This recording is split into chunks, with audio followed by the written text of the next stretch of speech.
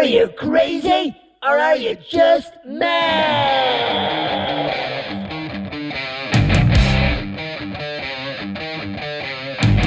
Hello, hello, hello, hello! And welcome to the Mad Musicians Against Depression podcast, where we discuss the latest news, research, and hot topics surrounding mental health. I'm Thomas Maher, and I'm joined in studio by my beautiful co-host, award-winning singer, songwriter, and presenter, Indiraa. Hi there, it's me again. Hello again, Indiraa, and we're back for episode 2 of season 1 of the Mad Pod podcast. Amazing.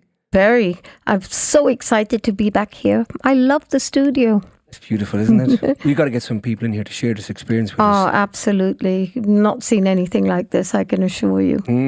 It's wonderful out here in the middle of nowhere, but yet we're here, nowhere, in the middle of... Now here. Here and now. So, did you have a good weekend? Yeah, it's still there, isn't it? Yeah, still there. Well, the weather's pretty rubbish, but, you know, who cares about the weather as long as we're together? Oh, lovely. Oh, my God, that's beautiful. That's our philosophy for today. Our upbeat notation for today. Okay, well done. Okay, so, as usual, we're going to talk about hot topics, mental health, all things concerning that. So, I've got a very interesting one, and it's by, who's it by? It's by lifehacker.com. And it's called Mental Time Travel Can Help You Make Better Decisions. So, let's read this because it seems very interesting. Here we go.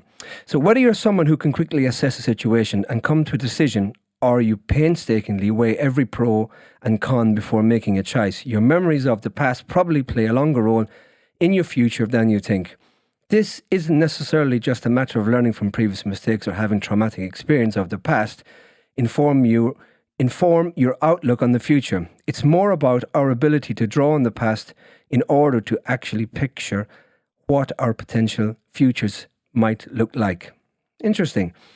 This feature of our brains, also known as mental time travel, can also help us make better decisions. We are all a product of our past. And maybe our future too. Absolutely. Let's delve into this. What is mental time travel? Good question. Okay, the concept of mental time travel is used in disciplines like psychology and neuroscience to describe our ability as humans to recall and reconstruct past events from our lives, as well as to visualize how various situations and events might play out in the future. In fact, some scholars argue that the main purpose for having memories from earlier in our lives is to provide information from the past as the scaffolding of the future. Wow, to all you builders out there. As the authors of a 2023 study put it. Similarly, other researchers describe mental time travel as a survival skill, giving us the chance to think about and plan for hypothetical future events. This ability to mentally construct a narrative for a situation that isn't actually taking place can also help us make decisions. How to use mental time travel as a decision-making tool. In her 2022 book, Imaginable, How to See the Future Coming and Feel Ready for Anything, Even Things That Seem Impossible Today, Jane McGonigal, PhD, a futurist researcher, author, designer of alternative reality games, and 2015 participant in Lifehackers' How I Work interview series, explains how to use mental time travel as part of your decision-making process. In short, mental time travel, which is also referred to as future thinking or episodic future thinking, isn't a way to escape from reality or a form of daydreaming, but rather a way of connecting who you are today with what you might really feel and do in the future, she writes. Interesting. That is very interesting. Yeah.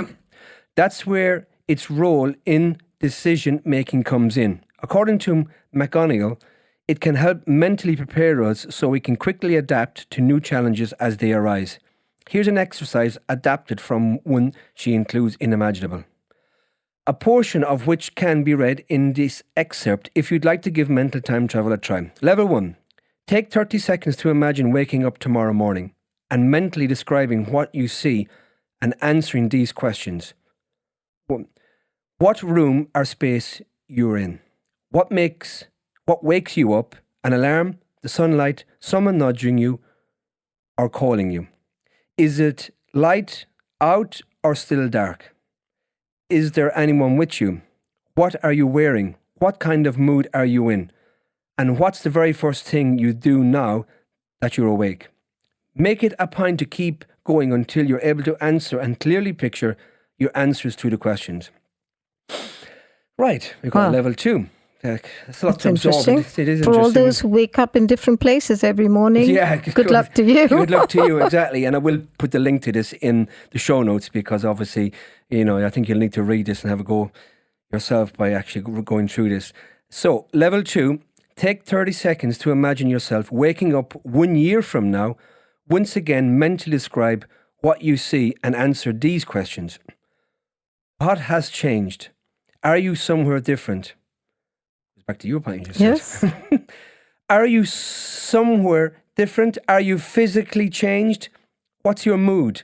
Do you have a different morning habit? What might that new habit be? Like last time, keep going until you've answered all the questions, and then we can move on to level 3, which is last one. Picture yourself waking up 10 years in the future. I knew you were going to say that. Can you do that? Oh, if I'm alive. Yeah, exactly.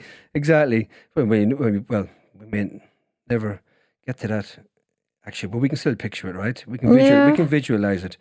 So, anyway, picture yourself waking up in 10 years in the future. Where are you? What's around you? What do you see, hear, smell, and feel? What's the first thing on your mind when you wake up? What do you have planned for the day? How are you physically different? So, she says, be realistic. This isn't time for fantasy or trying to manifest your dream life into existence. You're using your imagination to picture, in a more neutral capacity, various ways in which your future might unfold based on what your life has been like up till now. Decision time. According to McGonigal, most people find it more difficult to picture themselves a decade in the future compared to only a year from now. Well, obviously. Yeah, obviously. Like I say, it may not even be around. It's wishful thinking almost. But anyway, so we'll carry on. That's because as we're thinking through that scenario, our brain intuitively accounts for the fact that our lives could look very different in 10 years. Well, exactly. That is true. That's what we're saying, right? That's our point. So instead of confidently projecting one possibility, it opens up a blank space for you to consider multiple possibilities. Yeah, I get that. Yeah. McGonigal writes, this is where the book comes in. Repeat the final exercise, picturing yourself waking up 10 years from now. This time, don't worry about trying to come up with a single vision of your future. Instead, allow your imagination to flesh out multiple potential and, yes, still realistic versions of what your life might look like in a decade. That could be a bit depressing if you think of, not being with the people you want to be with. And I don't know. I'm not sure about this. Oh, can we fantasize? I'd like to be in a UFO, spaceship traveling around the universe. That we're doing anyway. Yeah, Come no, on. Yeah, no, I know. But don't spoil it for me. That's what I'm thinking about. No, but we are going to. I'm not spoiling it. Yeah. I'm just, reinforcing it. Reinforcing it, thank you. Yeah, I like that. That's better for me. Okay. It will take time and effort to fill in all the blanks, but according to McGonigal, that's why mental time travel can be so powerful. Once your brain creates these potential futures, they become new memories that it can revisit and refer back to moving forward. When your brain does make its way back to one of these imagined scenarios, pay attention to any emotional reactions it prompts. These pre-feelings can help you decide, should you change what you're doing today to make this future more or less likely? McGonigal writes. And because you invented this memory, you can change it whenever you want. Yeah. Definitely. Because it's been a few years since McGonigal wrote Imaginable, I asked if she had any new insights into using mental time travel as a decision-making tool. As it turns out, she does, and they come from the growing body of research on using mental time travel to the future as an intervention for substance use disorders, and can apply to anybody. One example comes from a 2023 study which found that when people living with addiction practice future mental time travel techniques, in the moment when a craving arises, it can help them resist short-term temptation for addictive substances and make the better decision to abstain. That is interesting. That is very interesting. This finding is relevant to everyone, really, who wants to motivate themselves to do things that may be hard in the present, but good in the long run. I like that, McGonigal says. If it can work for addiction, it can work for any of us to make better choices, not just for the right now, but for our most important long-term goals. Well, yeah, that is good. That's a lot to digest. I mean, for anyone just listening to this now, even for myself looking at that article, and even though I read it earlier, that's something that would take a bit of practice and a bit of, obviously, work through. I don't know. When I was in my 20s, I used to say, when I was in running, I used to say, if I could do this distance in my 30s, I'll be happy. And I managed that, and then I added to it. And then in my 40s, I added to it, and 50s, and so on and so forth. And now I'm actually running more than I did when I was playing tennis in my tennis tournament days. I'm running almost twice as much as I used to. And it's been a few decades since then. So I think I projected what I wanted to be. Mm-hmm. And I think it does work. That's visualization, isn't it? I mean, that's fun. And then I kept pushing to that target. And so I think it's the same thing. If you want to push towards getting rid of negative things, it's the same thing. Absolutely. They just adapted for, obviously, the purpose of mental health and addictions. And also, as a means of therapy. If you're physically, this could help you sort of get your heart in a better place and so on. And if you're exercising more, your endorphins, it all relates to each other, doesn't it? Absolutely. It's goal setting. And you can use that, you can have it as small or as big as like, you can plan as big or small as you like, and intrinsic things. So I mean, it's a very good way to actually plan, look ahead. If you've got motivational goals to achieve, you can use this actually, I guess. That's a very good article. Yeah, it is very, very good. I do like it. I've found her name a little bit hard for you to... McDonigal, Monagle, whatever it is. Yeah, it was very interesting. It's gone on my head already. I think you make it up as you go along. I have to be honest. Well, I certainly changed her name over the course of that... reading, so that's okay. Don't worry, I don't remember your name half the time. You're not the only one. So I don't know what she ended up being called at the end. So anyway, dear, you've got an interesting article for us, Annie. Well, as usual, I always seem to go back to animals or something. Now here again, I've got my little mice on my mind. Mice on my mind. You couldn't let them go, could you? No, I couldn't. They're so cute. Anyway, a recent study in China exposed mice to unpredictable stress during the day and played music to them in the night. The results indicated that listening to music completely prevented the development of anxiety and depression.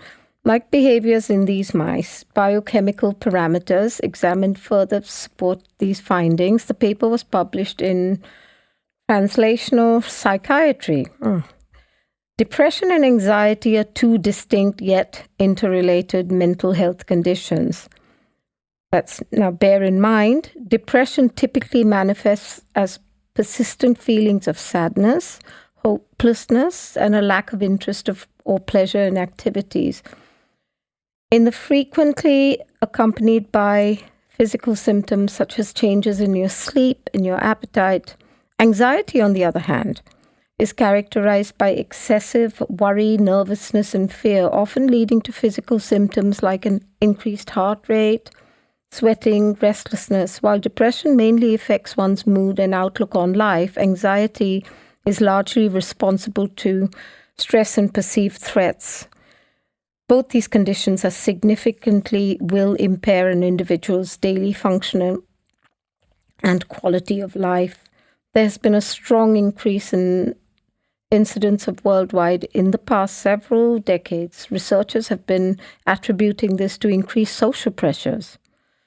We know about that. And an accelerated pace of life, and the exact cause and effect of mechanisms through these conditions develop to remain unknown.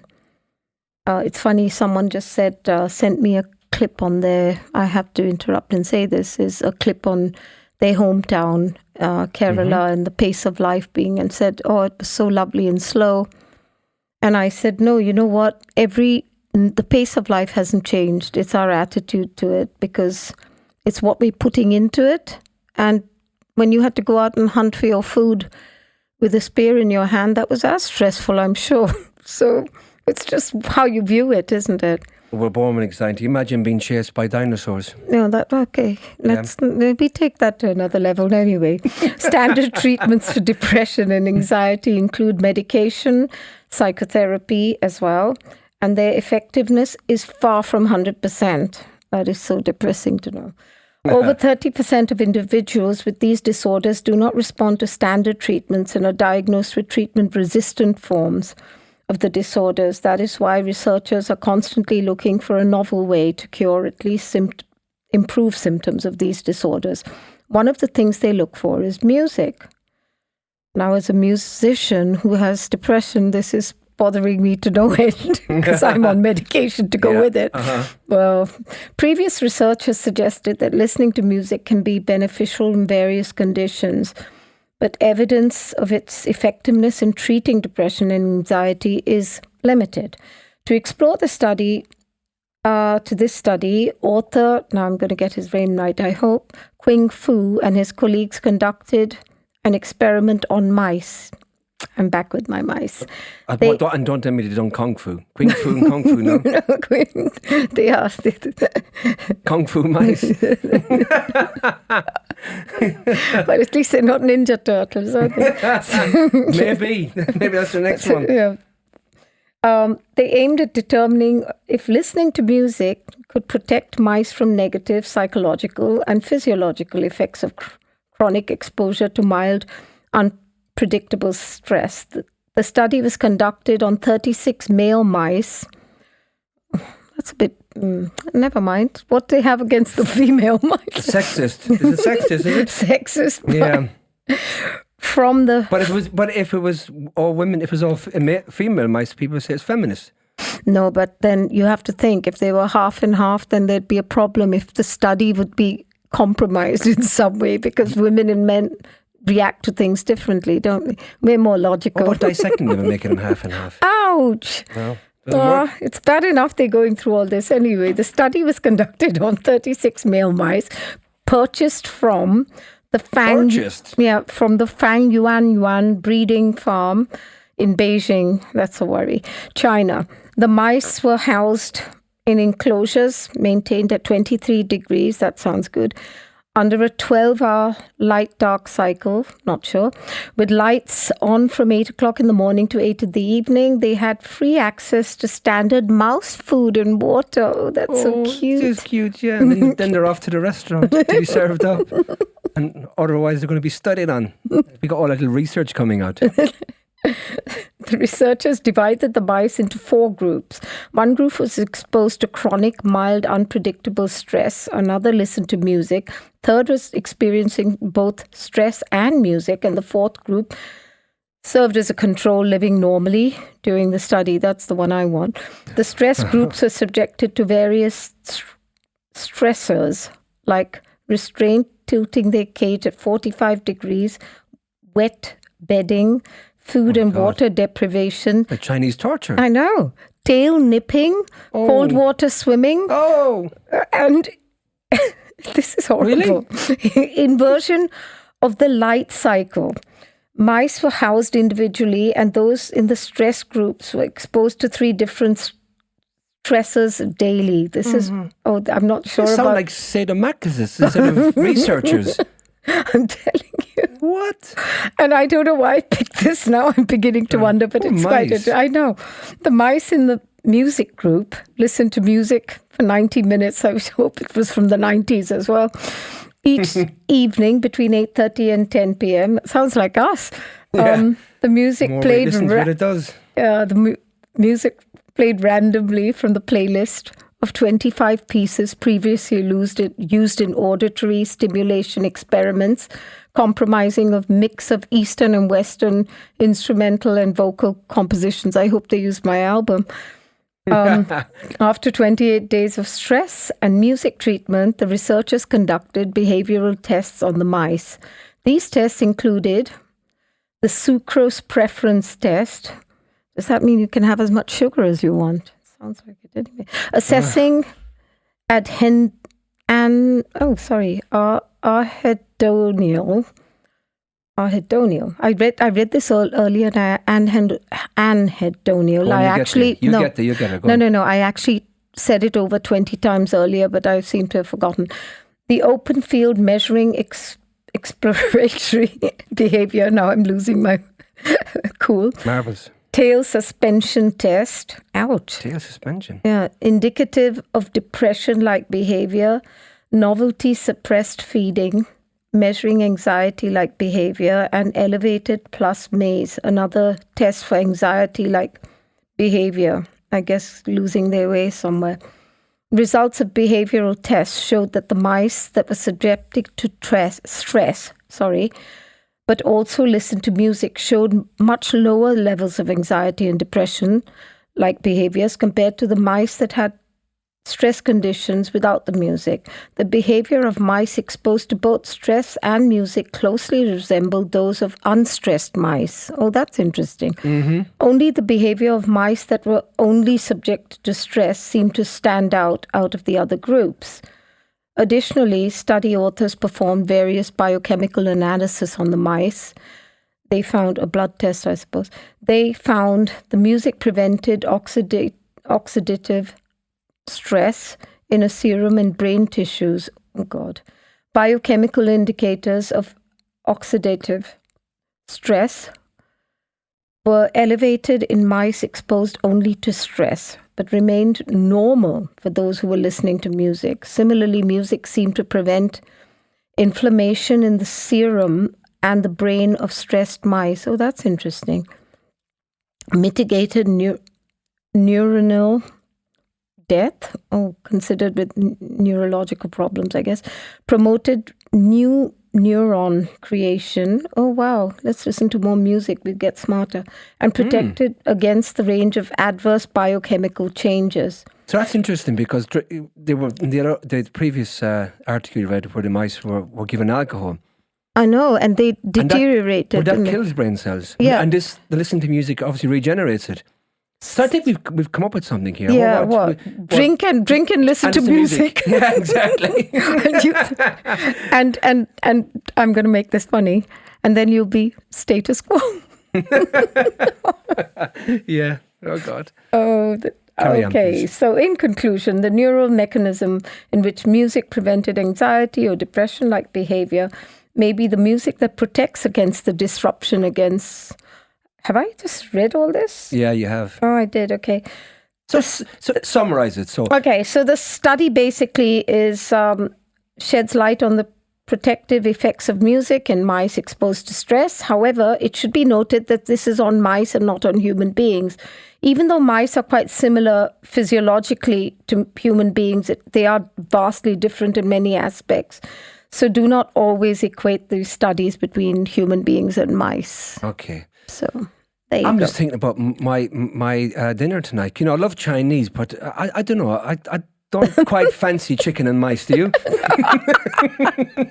Chicken and fried mice. Chicken and rice. Chicken and fried mice. All right. Fried mice. Fried mice, please. Your finger. No, okay. Anyway, so listen, that's very interesting. So we had two articles on mice, actually. One about drunken mice with alcohol, and one listening to music. So I think the conclusion is, if you want to be a mouse, drink alcohol but listen to music, and you won't kill your brain cells. This is true. All right.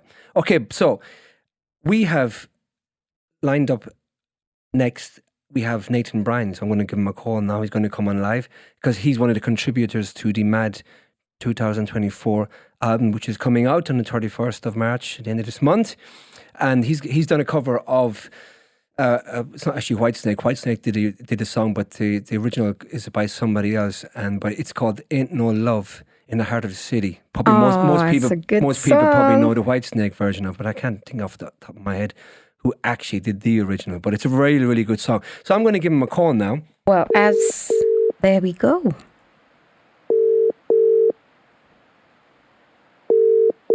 Oops, is anybody home? Let's see. Hello. Nathan. Hello. Nathan, can you hear me? Welcome to the Mad Pod podcast. Hello, Tom at the Mad Pod podcast. How are you, sir? You okay? Yeah, not bad. Enjoying the amazing weather we're having. up here in the Midlands. Up in the Midlands. How is it as bad as it is down here, or worse?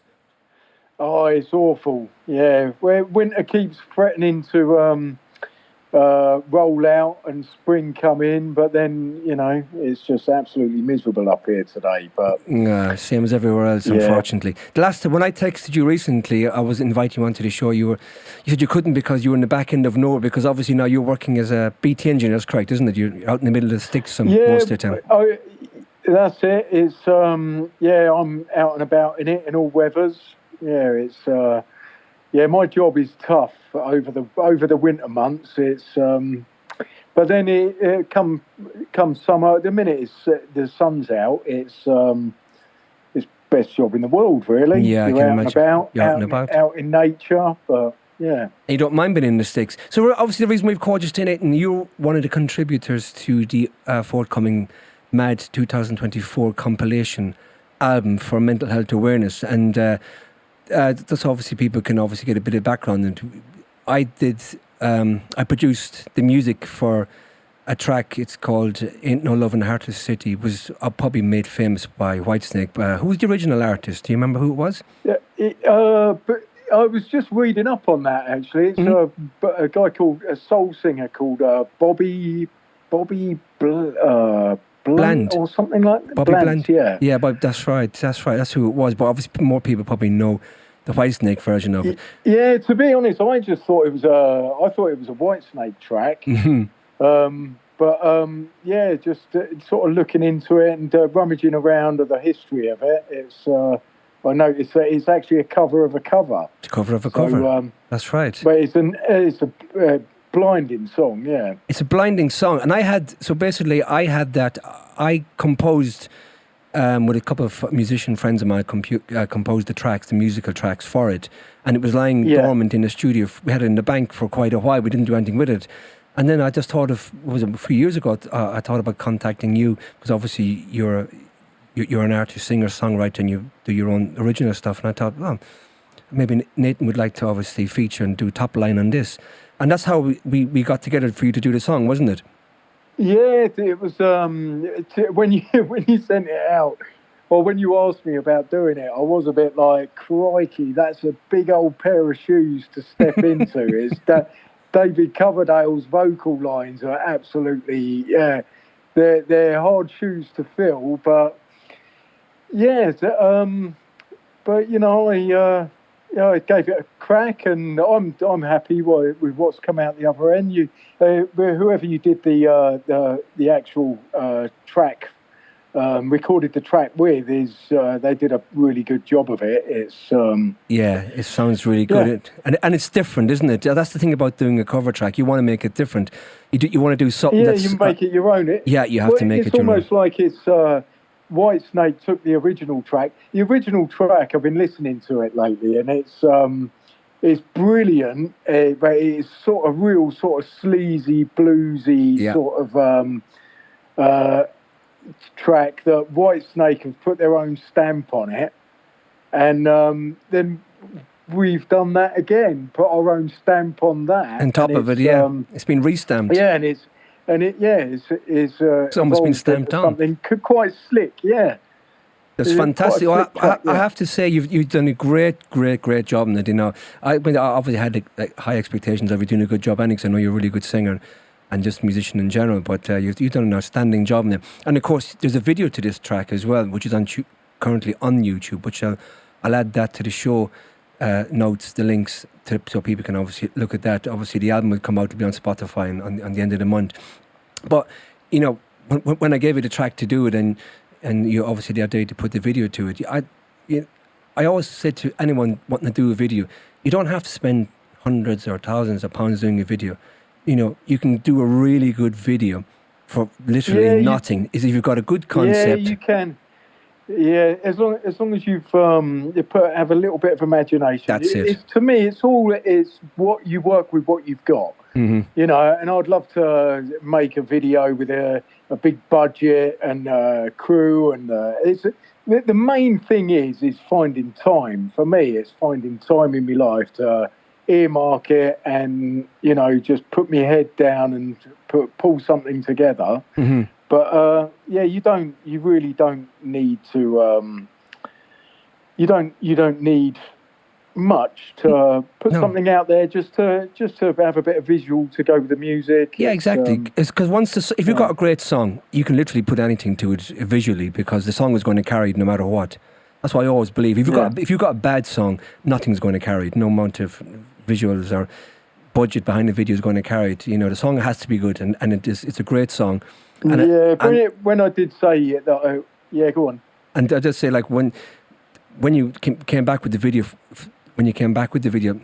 I thought, wow, he's absolutely done a blinding job in it, because the song itself, you know, it merited something, the icing on the cake, and which was the video, and you came back with exactly that, and I thought, wow, what a job you've done, you know? Yeah. Well, I did, when I first said about, when we spoke about getting a video together for the song, I was a bit like, how am I going to do this? Because, you know, I live in the Midlands. You know, it's getting out and about, getting some footage to represent anything to do with the city. There's nothing around. Mm-hmm. You know, especially in the heart of the city. The song was called "Ain't No Love in the Heart of the Country." You know, I could. It would be easy to do that, but you know, just rummaging around looking for sort of. You're not promoting the Midlands, you know. Well, no. I'm going to have to cancel my holiday now. Yeah, ain't no love in the heart of the Midlands. But so, and the other thing is, obviously the featured artist there, and you are obviously by trade, by heart of trade, you're a musician, you're an artist, you're a multi-instrumentalist, and you're obviously a singer. So tell us a little bit quickly about your own career and your journey in music and where you've got to now with it.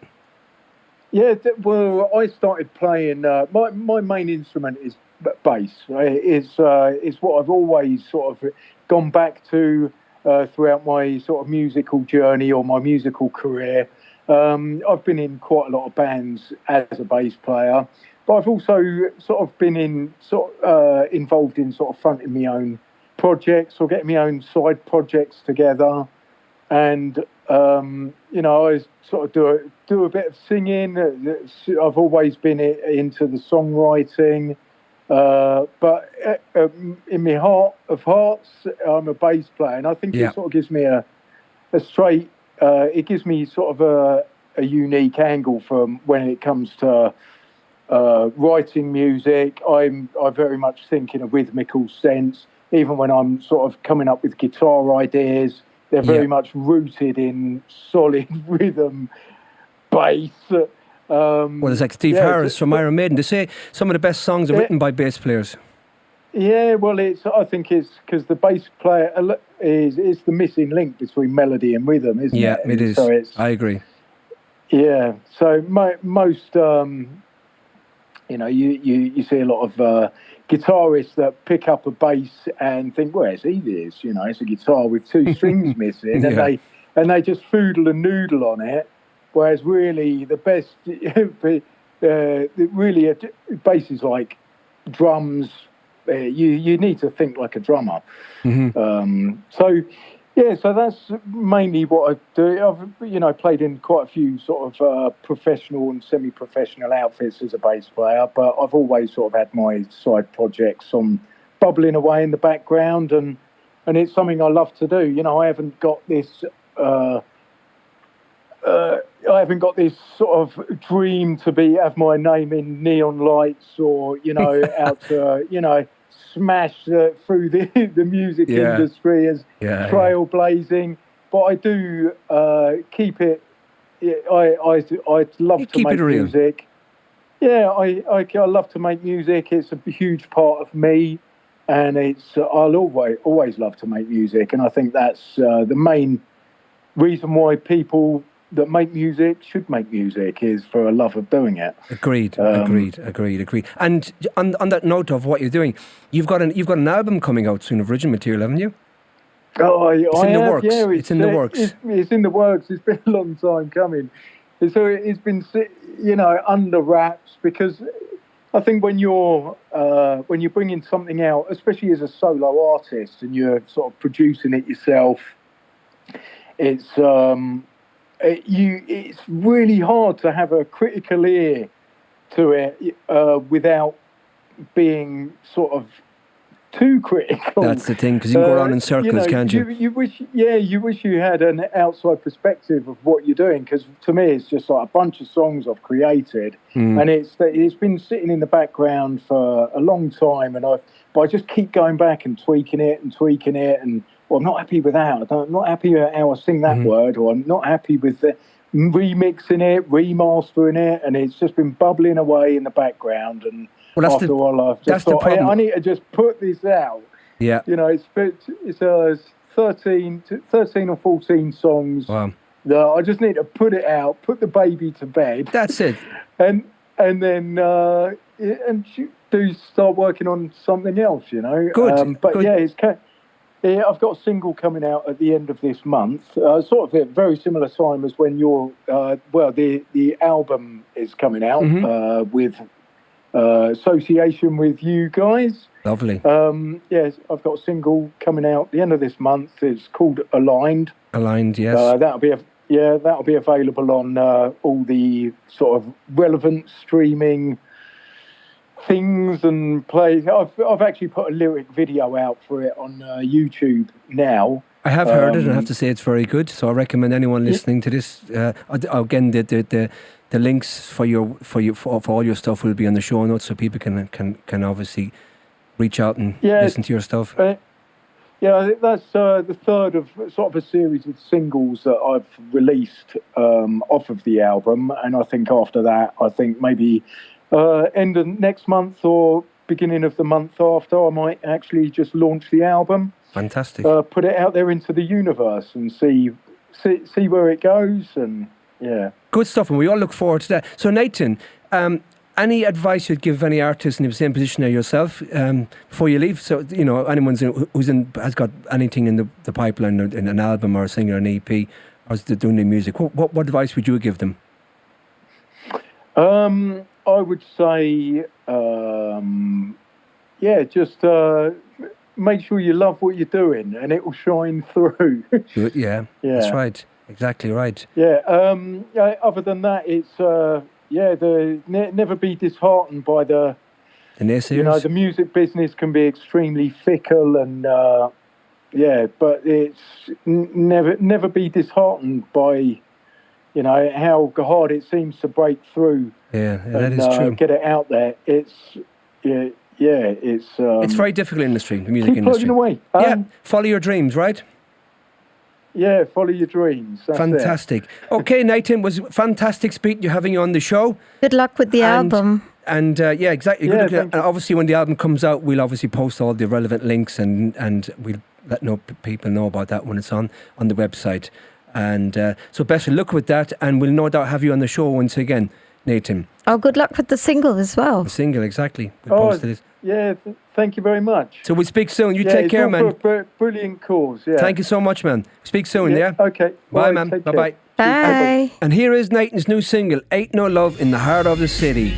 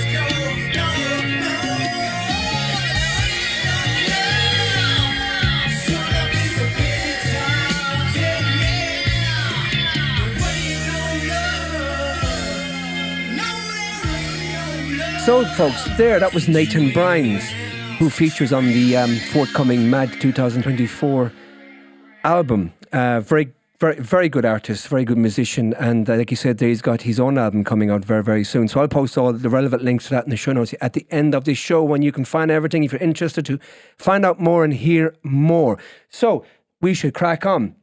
And I have another article, which I'm going to read out to everybody. And the title is, it's called The Real Problem with Anxiety, the Time and Energy We Spend Trying to Fix It. And that is on... Where is that? It's on Sky News, where I picked it up from. So, again, the links will be provided. So here we go. Rebecca Seal was convinced she would suffer with anxiety forever until a therapist told her she wasn't irrevocably damaged. For an anxious person, and until very recently, I thought anxiety was the worst thing about me. I battled for years, trying and failing to get rid of it. If you're like me, it probably sounds impossible that you might ever think of your anxiety as an essential and valuable part of who you are. But it is. The real problem is the time and energy we spend trying to fix it. In my teens, I experienced a devastating series of losses and bereavements which took away my ability to feel safe anywhere. For the next 2 decades, anxiety slumped around me like a wet duvet as I tried to wrestle it off, damaging relationships and often making me far from the parent I hope to be. Being anxious may be anxious in itself. I asked for help and counselling at school, and then cognitive behavioural therapy, CBT, at university, and later from the NHS. I also tried yoga, running, mindfulness, cold swimming. You've tried cold swimming, haven't you? Yeah, I've tried everything under the sun. Good. Okay. And so have the mice, if you remember. Yeah, that's right, yeah. Mice, we're back to the mice. Okay, so cold swimming, weightlifting, and deep breathing exercises, which I alternated with alcohol. See, I knew alcohol was going to come into somewhere. Spending too much, staying up very late, and eating a lot of chocolate. Oh, I could definitely do eating a lot of chocolate, especially on Sundays. Wild swimming and weights have proved most useful. So she calls it wild swimming. I guess cold swimming is wild swimming. Oh, in the lakes and whatever. Yeah. I've done Ireland in the lakes. winter. I've done Ireland in the winter in the sea. Was it a pub crawl or swimming? Oh, it was terrible. It was terrible. I'm still shivering from the after effects decades later. Shocking. Okay, so I was lucky to get help. Too many of us never do. And grateful for it. And everyone was very kind, but nobody said what I needed to hear. That I felt panicked and unsafe because of the world had been unsafe for me. I wasn't broken. None of us are. No one told me it was okay to feel exactly what I felt. My symptoms, hyperventilating, panic attacks, nausea, pain, were pathologized, and none of us saw the bigger picture. We all seemed bonded to the same idea that humans go wrong, like ties or machines, and should be fixed. Very interesting. In 2020, my 5th therapist, Anna, an integrative counsellor who I paid to see while lost in a fog of COVID-related health anxiety, taught me what was probably the most important lesson I've ever learned while trying to work on and work out myself. All my reactions were normal. I wasn't irrevocably damaged. I was human, which is at times really difficult. I didn't need to be mended, but I did need to be heard. That's true. Yeah. That's a very important point, everybody. I needed to tell the story of what had happened because that's how humans parse some sense of control over uncontrollable events. If you're anxious and you don't have a traumatic backstory, that's normal too. Although living through a pandemic and a climatic crisis alongside a fracturing of the political discourse and rapidly increasing levels of structural inequality are probably good enough reasons you could have grown up secure and loved as I did and still feel anxious. Tracy Dennis Tiwari is a neuroscientist, clinical psychologist and author of The Future Tense, Why Anxiety is Good for You, Even Though It Feels Bad. Over the course of her 20-year career, she began to wonder how it was that although our understanding of mental health problems and theoretical ability to treat them had increased, so had rates of things like anxiety. We medicalized anxiety. She tells me from her office in New York, we have better treatments but more mental health problems than ever. Isn't that true? and specifically more anxiety-related disorders. So something about this approach is failing us. She wants us to see anxiety very differently. I want us to see anxiety as a fundamental aspect of being human and as an emotion. Everything we're messaging to people about, not just panic attacks or anxiety disorder, but any experience of anxiety, is that as soon as you have it, we're going to soothe you. We tell people, here's what you do to get rid of it. The result is that we no longer know how to be anxious in the right way. For her, anxiety is something you can practice via gentle, gradual exposure, getting better at tolerating it, not something we can ever magic away via talking therapy, self-help books, pharmaceuticals, or blind determination. We need to build skills. Mental health does not equal the absence of emotional discomfort. It equals being able to face it. Anxiety is a triumph of human evolution. If it weren't for anxiety, we'd still be in caves and savaged by dinosaurs. We're back at the it's dinosaurs. The fear factor, of course, yeah. So how do we learn to see something so potentially debilitating as a good thing? Anxiety is on a spectrum, Dennis Tawari says. Anxiety is everything from being nervous, excited, all the way to debilitating. When we assume it's always bad, we lose our skills in detecting it, all levels of anxiety. If I think anxiety as information in preparation, then I can think, I'm feeling anxious for a reason. What is it? What is it telling me? The neuroscientist Wendy Suzuki, author of Anxiety is Your Superpower, takes it further. Her research led her to conclude that when harnessed, anxiety can grant you superpowers, the ability to strengthen your overall physical and emotional resilience, perform tasks and activities at a higher level. It's a positive anxiety, correct? Mm-hmm. Optimize your mindset, increase your focus and productivity, enhance your social intelligence and improve your creative skills. Yeah. Research by Professor of Psychology Kate Sweeney in a 2017 paper called The Surprising Upsides of Worry suggested something similar. Worry motivates productive behavior that in turn reduces worry and enhances the effectiveness of goal-directed action.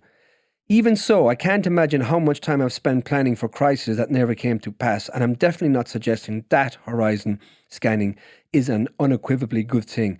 I am who you want close by in an actual crisis, though. The writer Will Storr, author of The Status Game, told me he's the same. There has to be somebody that is prepared for bad things to happen. The benefit of worrying is that you're going to be one of life's survivors. If everything hits the wall, it's going to be us neurotics that survive. You're well there prepared, we go. yeah. Yeah, okay. I think we're all neurotic then. That's your value to the tribe. That's your value to the tribe. You're the one that says, look, what about this? What about this and this? You're valuable. I think that's why neuroticism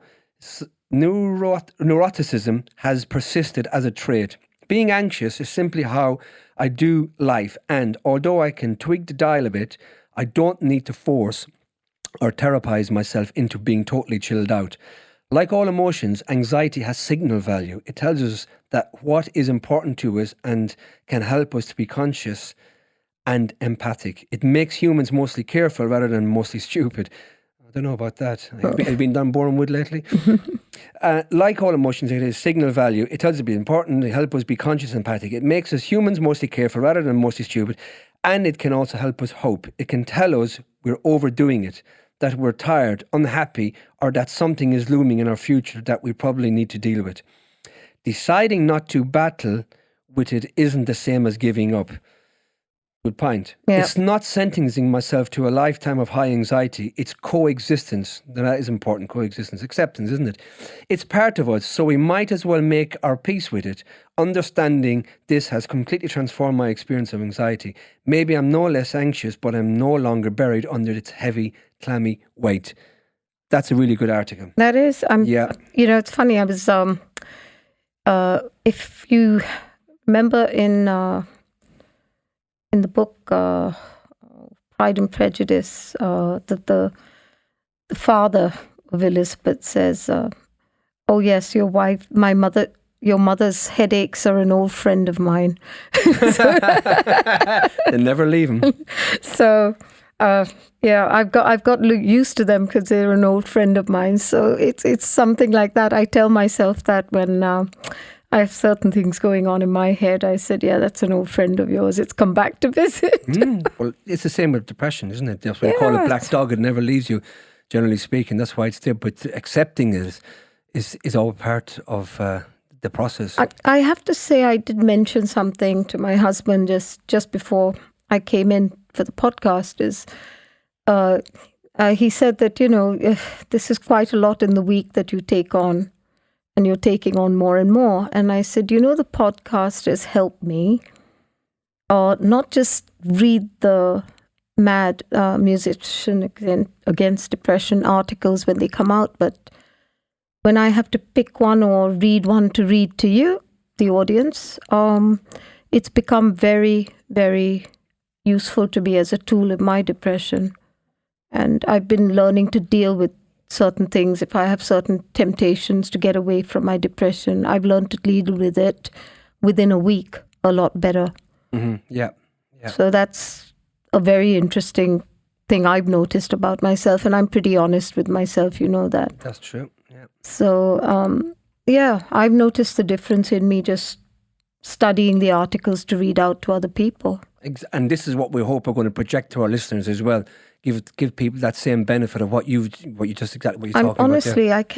Honestly, I can't emphasize this any more than I have, and it's not a promoting thing. It's an absolute truth as far as I'm concerned. It really is helping me. Yeah, understanding yourself and understanding whatever condition you may have, that is very, very important part to the recovery, because you know, as long as you know what's going on, it's like that. It's that the article we cited earlier about the lady, once she, with ADHD we were speaking about in the studio earlier, once she got a formal diagnosis of her ADHD, she was like overwhelmed because she realised that it wasn't something that needed to be fixed. It wasn't just her going crazy. She actually had a condition that she could be treated. So it's like that. Once you understand you've got a condition, and depression, anxiety is a condition, it's liberating just to know that there is treatment out there and you can be helped.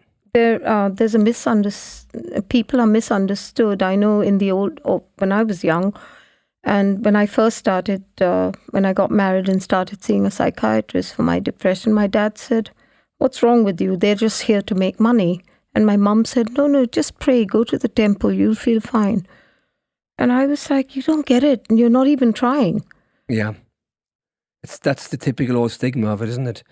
The people who haven't experienced it will never know what it feels like. I think my dad had depression. I'm sure my mom had a lot of anxiety living with my father because he was tough. So, but they probably didn't understand what it was. They didn't even recognize it in themselves. Yeah, that's it. But this is why I'm saying this whole thing with MAD has really helped me recognize a lot of things about myself. Yeah, and it's different levels of everybody. If you have mild depression, mild anxiety, it's like I always say, depression is really, truly understood when you hit rock bottom, major depression.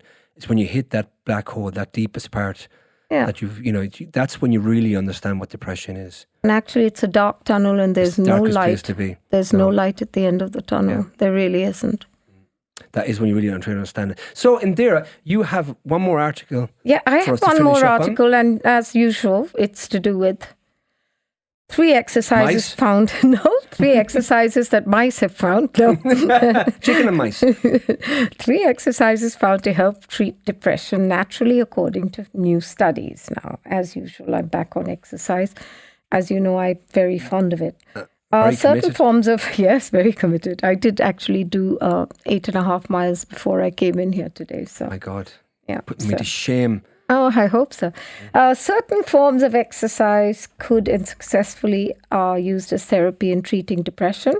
New research has uncovered walking, jogging, yoga, and strength training were found to be very effective workouts in tackling. Oh, I've just blown up the thing so I can read it, the font. Mental illness and impacts millions across the globe. Finding reported in an evidence review published by BMJ on Thursday suggested that these physical activities could work either alone or in combination with professional depression treatments.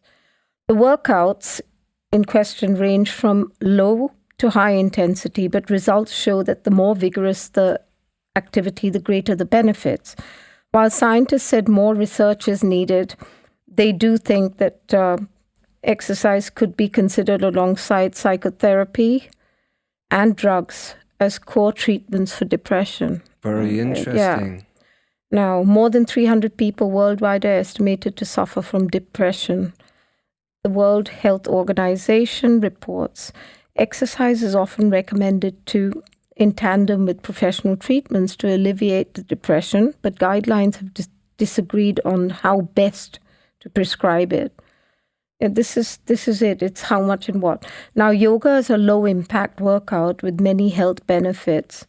So to address the uncertainty of researchers trawled databases looking for randomized trials to compare exercise as a treatment for depression with established treatments such as antidepressants, cognitive behavioral therapy, they found 218 relevant trials involving 14,170 participants with depression for analysis, and each was assessed for bias, and the type of intensity and frequency of each exercise was recorded. Other factors like participants' sex, age, baseline levels of depression, existing conditions, and group differences were also considered. So they've covered a lot of variables to try and get, and quite a large group as well. It's the best answers, yeah. Yeah. So compared with active controls, moderate reductions were found for walking or jogging, yoga, strength training, mixed aerobic exercises, and Tai Chi. Oh my God, I started Tai Chi and I didn't like it. It's not for everybody. No, it's not, really not. But it is, my sister loves it. I know. Yeah. So clinically meaningful effects were also reported when exercise was combined with antidepressants, which is what I do. Aerobic exercise was combined with psychotherapy.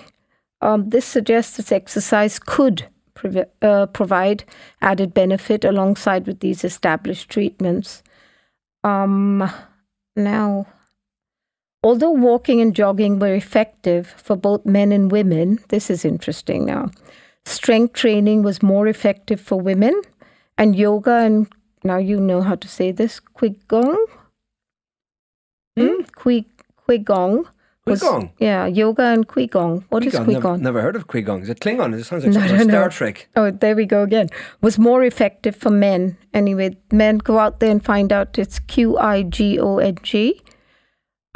So with women, I'm going over it again, walking and jogging were effective for both men and women. Strength training was effective for women, and yoga and Qigong for men. Qigong. Yeah.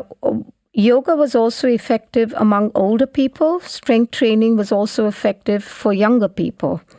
Although light physical activity like walking and yoga provides noticeable effects, these are greater for vigorous exercises like running and integral training. I always feel when I'm running that I'm leaving behind the negative, which is why I can run so much, because I always feel the more I'm doing, the better I'm getting. Yeah. So away from everything. So it's how we deal with things, I suppose.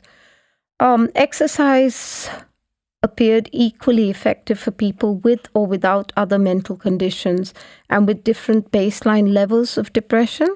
So effects were also similar for individuals and group exercise. The authors have acknowledged that quality and evidence is low, of fewer trials are monitored participants for 1 year and more.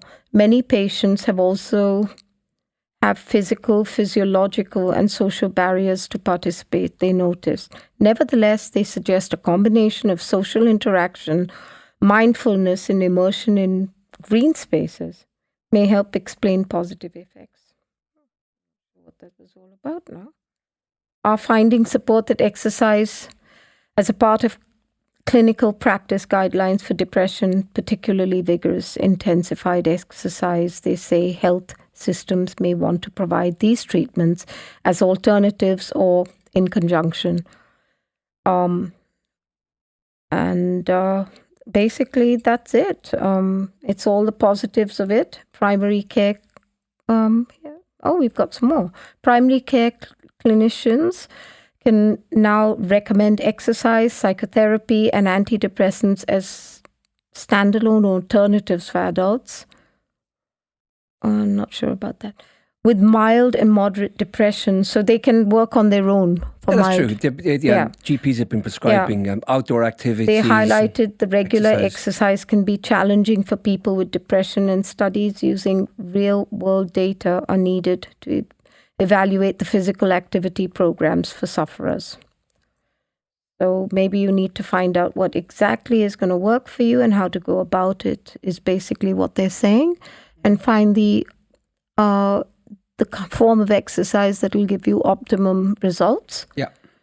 And try and do it if you can in conjunction. If you need psychotherapy or medication, do it in conjunction and find whichever form of exercise is going to bring out the optimum result. Best results, exactly. Yeah, try everything, see what works for you, and if you like everything, do a combination of everything and get the best results possible, you know.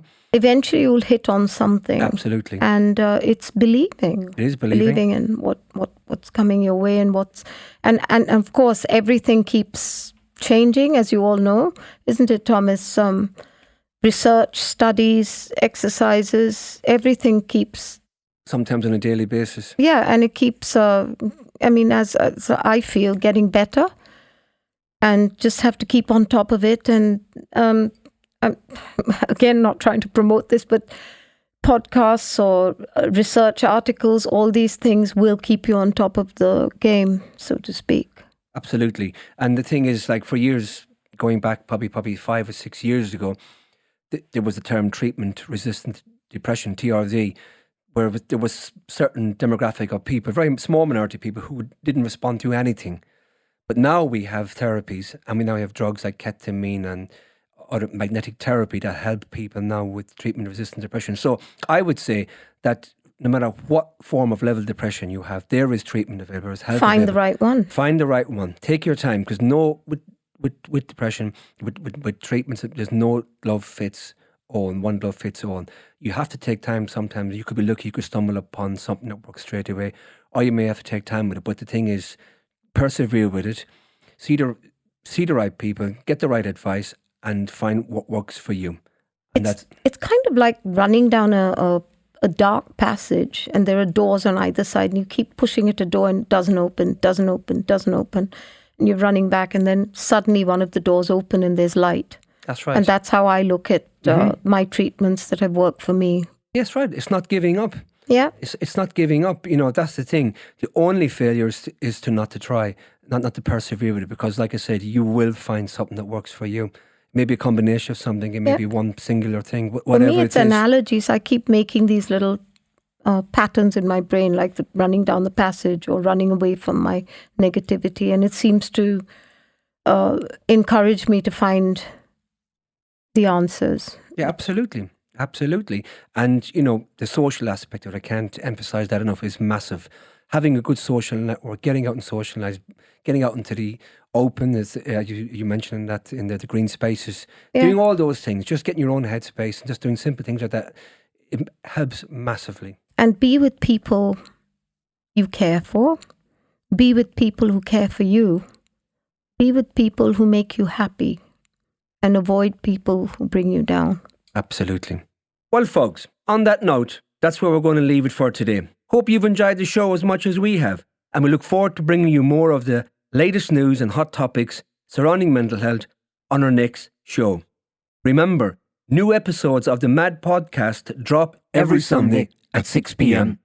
Episodes are available to listen to on Spotify, Apple Music, and of course, the Musicians Against Depression website, an online toolbox that contains a wealth of information, essential reading, and links relating to mental health. As always, if you or someone you know would like to join the conversation, either in studio or remotely, email us at musiciansagainstdepression@gmail.com or visit the MAD website at www.musiciansagainstdepression.uk for further info. All links, including social media, are provided in the show notes. And remember, no problem in life is insurmountable, and help is just a conversation away. Until the next time, from myself and the wonderful Indiraa, take care.